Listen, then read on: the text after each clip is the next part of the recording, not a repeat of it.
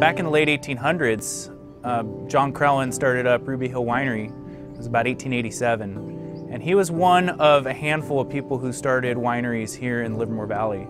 Ruby Hill Winery produces wines locally mostly, but we source up and down the Central Coast. And I specialize in estate wines, including Petit Syrah, Chardonnay, Sauvignon Blanc, Cabernet Sauvignon, Merlot, and the Italian varietals, Barbera and Sangiovese.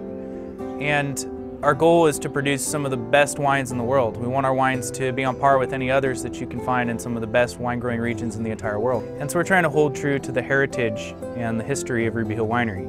Our goal with the tasting room is to have a really unique and enjoyable experience. But ideally what we want is for people to come in and really be blown away by the atmosphere. We want to have nice merchandise and products with a lot of culture. You know, we have pottery that's brought in from Italy, and we have a deli section with really nice cheeses and meats. And we want people to come in and have a very nice, cultured experience and some really fabulous wines that are well priced. The staff at Ruby Hill Winery is one of the best. They're friendly. They go out of their way to make you feel comfortable. You can come here on a Saturday afternoon and just hang out, and they just have a good time with you, and it's a very, very comfortable place to be at. The kind of wines that draw me to a place like this are typically the red wines. And specifically here, I'd say the Petit Syrah is really good, and the Barbera is just the best. I love it.